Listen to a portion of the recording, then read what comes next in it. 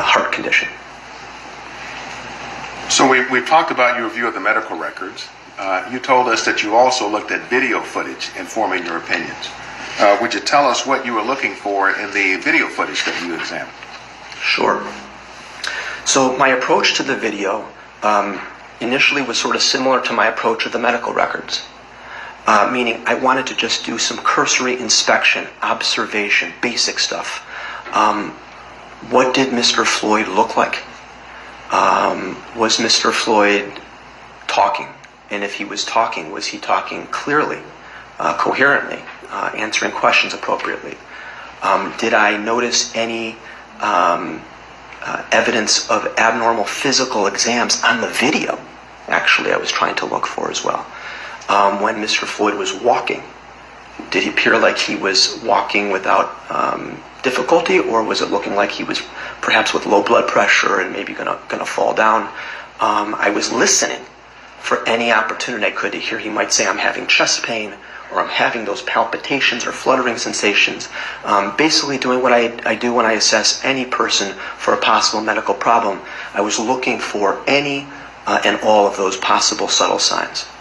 And so this is video footage from Mr. Floyd's encounter on May 25th of last year. May 25th, that's correct. We're focused on things that would give you any insights into his ability to breathe. Yes, of course.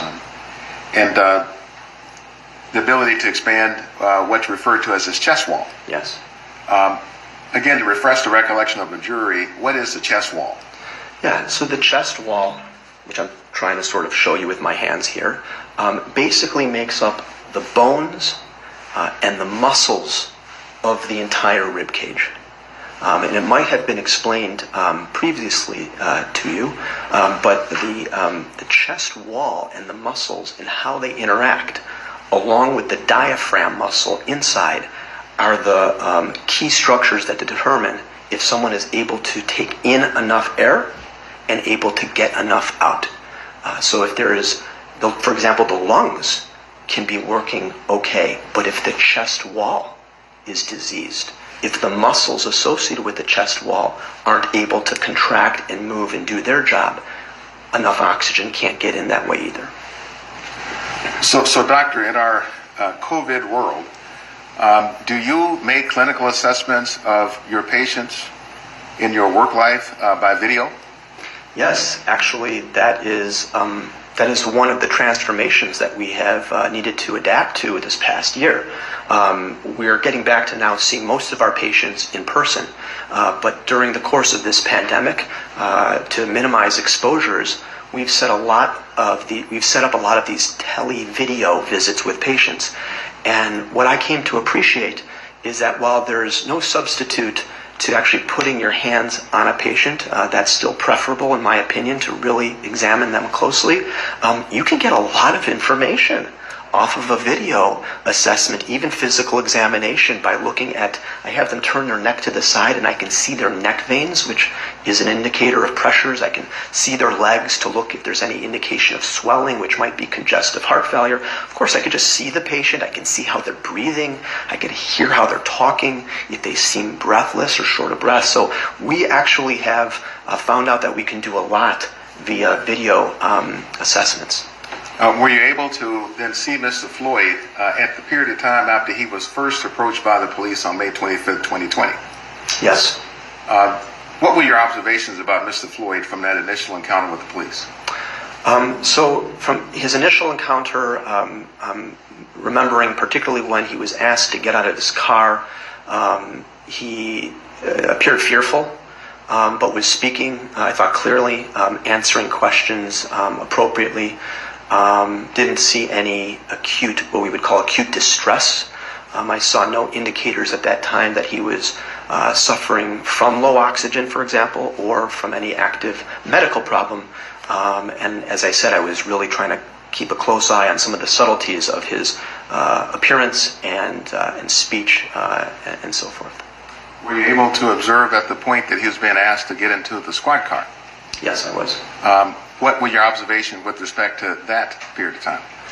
Yeah, so I watched him walk to the squad car, and then I was observing an interaction where they were asking him to get into the back seat of the car. I heard him talking about how he was claustrophobic. There were times when he was being, I'm not sure if it was pushed into the car or how it was, and it had even made indicators at that time that he couldn't breathe. But all of my observations at that point were still that up until the point that he was kind of getting pushed or pulled through the car and ultimately onto the pavement, up until that point, I also saw no evidence that there was anything active going on from a cardiac standpoint. And that was really important for me to conclude. And what sort of active thing might you have been looking for related to the heart over that period of time? Yeah, so for example, let's say that he was having an arrhythmia, an abnormal heart rhythm, especially if it was originating from the heart. Oftentimes what will happen is you'll have the heart rhythm that goes abnormal, and you'll go from being like totally fine, like hopefully we all are here today, to instantly dizzy or even passing out. I didn't see any indicators that that was happening. I didn't hear him complaining of dizziness or, again, fluttering of the chest. I couldn't see any swelling in his body. Again, I didn't want to take anything for granted that even from the initial encounter up until that point, what if something developed from point A to point B? And so again, up until that point, I saw no indicators of low blood pressure or anything else abnormal with the heart. Then turning then to the restraint on the ground that you were referring to, what were your observations then as a cardiologist from your having viewed Mr. Floyd's restraint on the ground by Mr. Chauvin? Sure. So my observations were that he was restrained in a life-threatening manner. Specifically, my observations was that he was on the ground in the prone position, handcuffed, hands behind the back, a knee on the back of his neck, a knee on the back of his upper torso or shoulder, hands pushing his handcuffed hands further up into his chest. I observed a knee compressing his, I thought it was his buttocks or upper thighs, and then at various points his lower limbs, his lower extremities being pinned down to the ground. So that my initial observation was, what is the position, first and foremost, that he is being subjected to? And did you see at some point in you watching the video that Mr. Floyd went into cardiopulmonary arrest? Eventually, yes, I did. Do you know what Mr. Floyd's heart rhythm was when he was taken from the scene? Well, so in the course of the restraint, I was looking to see if his deterioration occurred rapidly, like I was just talking about. For example, a primary cardiac event, the most common arrhythmia is what we call ventricular fibrillation, or VF for short, VFib. When that happens, the individual will look relatively okay, meaning they're alert, they're talking, and then they will immediately become unconscious. On the other hand, if the cause of the cardiopulmonary arrest was from something else, for example, low oxygen levels, you will typically see that deterioration happening much more gradually and slowly.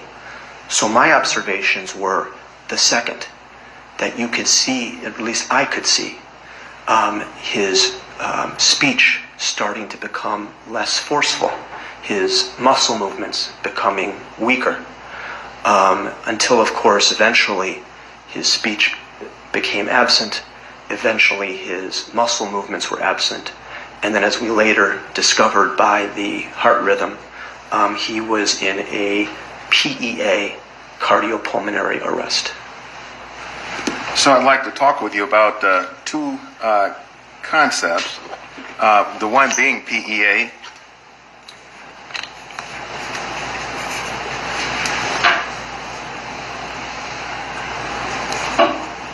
which is pulseless electrical activity, and the other one being a thing called a systole.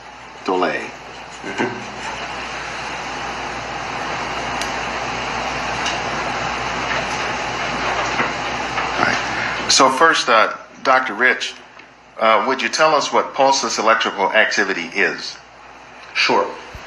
So pulseless electrical activity, or for short PEA, is a chaotic heart rhythm that you can see on the EKG or on the cardiac monitor, but there is an absence of a pulse.